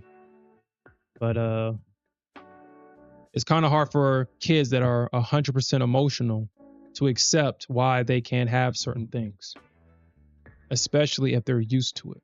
They are ruthless. Shit, kids will hurt your damn feelings because you know they ain't got no filter.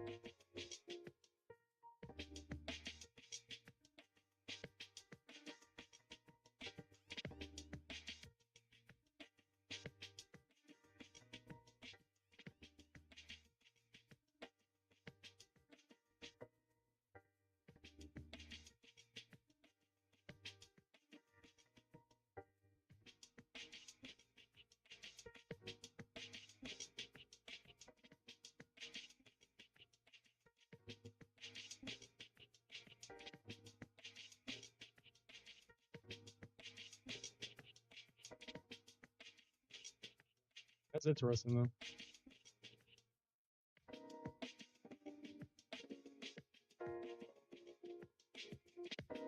Yo, congratulations on that, man.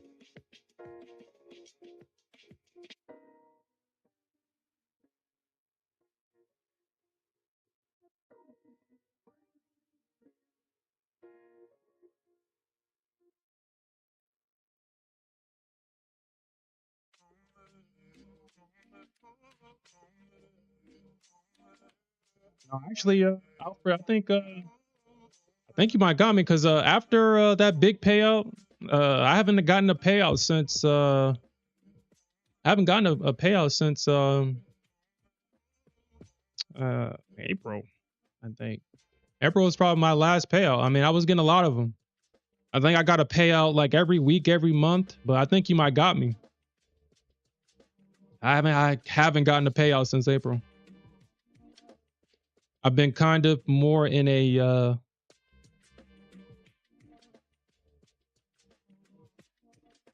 I've been more in a self-discovery mode.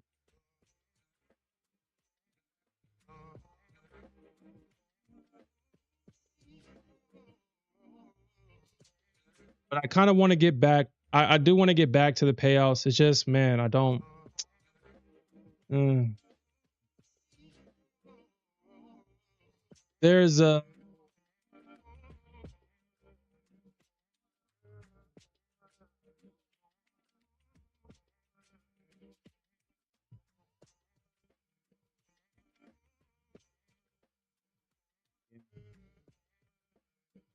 I'm still fighting that internal battle, man. I'm still fighting it. I'm still fighting that internal battle. I know what I need to do. I just don't want to do it. I don't want to do it. I don't want to. But I have to solve the problem of me not keeping these accounts longer than a couple of weeks. I have to solve that problem. I have to solve it. Mm. Yeah.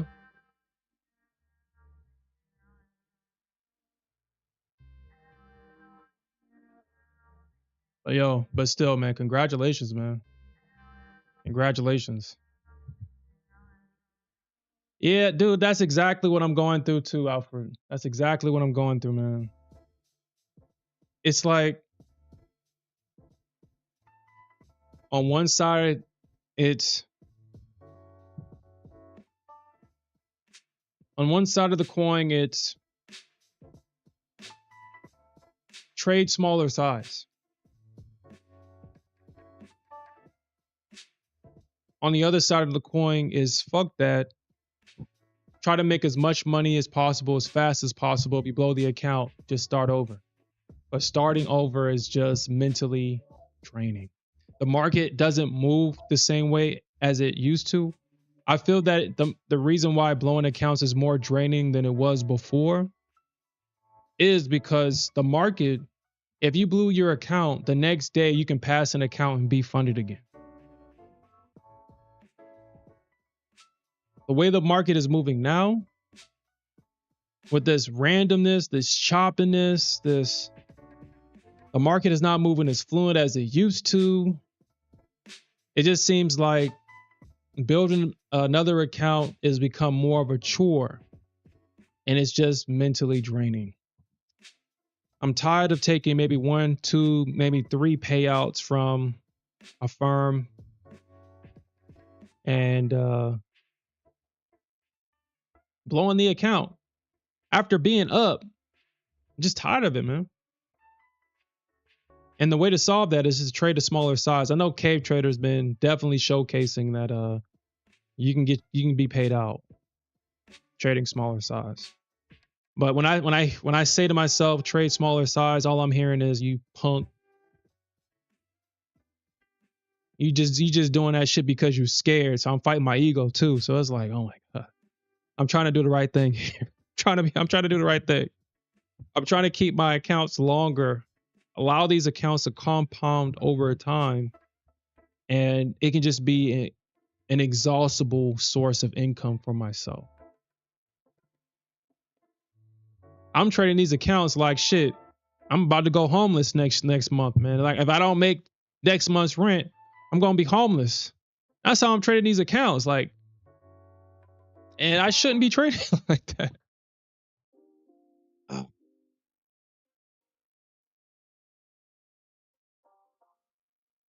So yeah, I haven't gotten a payout since April. Yeah, we still got enough time left in this market.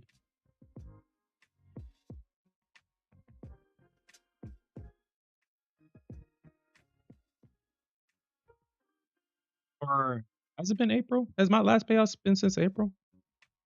Yeah, I think it might have been April or May was probably my last payout. Yeah, I think April was like my last one. I've been since all from January up until March, I was just getting paid out. I was just on a roll. And then all of a sudden,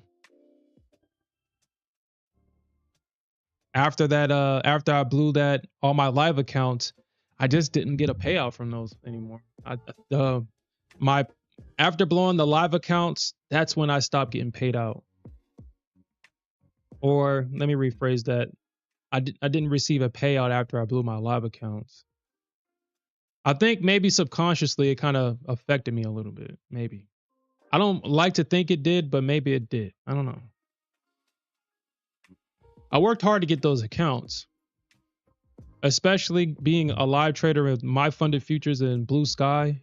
I had to go through 3 phases with Blue Sky to be funded. I had to come in every day and make the same amount every day. I had to do the same thing with my funded futures every day. I think after losing those accounts, I think something was like, well, shit. I mean, if you're just not going to do what it takes to keep these accounts, then shit, fuck it, gamble, do it, fuck it. But yeah, so I guess I'll just trade the smaller size. Even though I don't want to. I feel that, if I'm I'm trading the smaller size, catching 100 points on the Nasdaq again. And then as soon as I do it, it's like, dude, just imagine if you was like in at least one mini. Just imagine if you was in 5 minis. But then would I have held until 100 points? I don't have to hold until 100 points. So it's just that dilemma. It's like, man, I don't know, man. It's just I'm not 100% solid internally about what I really want to do. I want to keep my accounts long term, but if I trade heavy size, days like today where the market is just being stupid and chopping and going back and forth and faking out, these are the days where I can lose $2,000, $3,000, $4,000 and have the account is gone. Right now, I only have a $1,000, maybe $1,200 loss right now. But if I was trading heavy, this shit would have probably blown the account. So,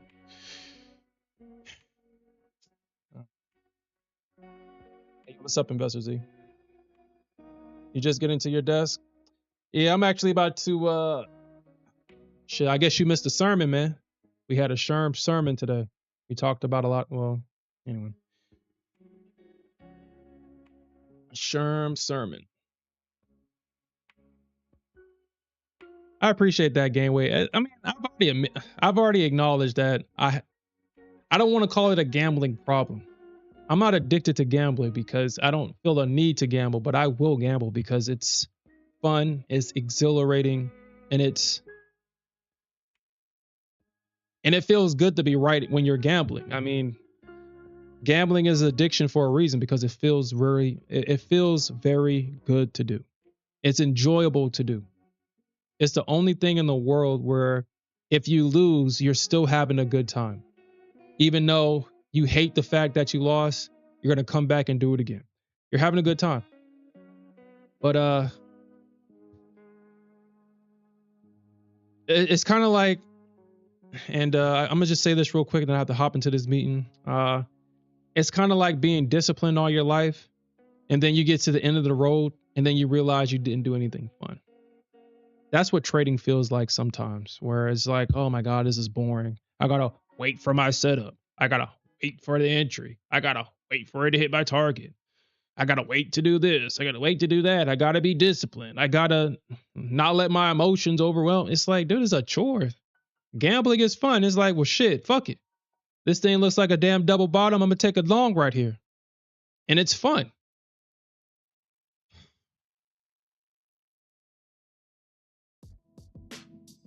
But I'll get back on track. I think I'm moving, like Gameway said, I'm moving in the right direction. I believe that I'm going to be solid in my position sizing where all my internal board can all come to an agreement that this is how we're going to trade moving forward. And once I accept that fully, then we will start to see constant payouts again, like we did in the beginning of the year. And this time, I'm just going to keep my accounts long term instead of blowing them. I'm on account 200 on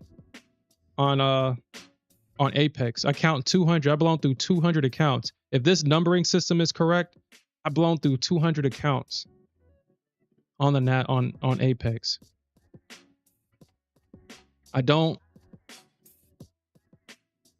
That's nothing to be proud of. So I want to change that. That's what I want to change. And reducing my size and increasing it over time, that's how I'm going to be successful. So, but anyway, guys, that's it for me today. I definitely will come back later on today, and we'll definitely look for more opportunities to earn some more money. And with that said, peace out, everybody.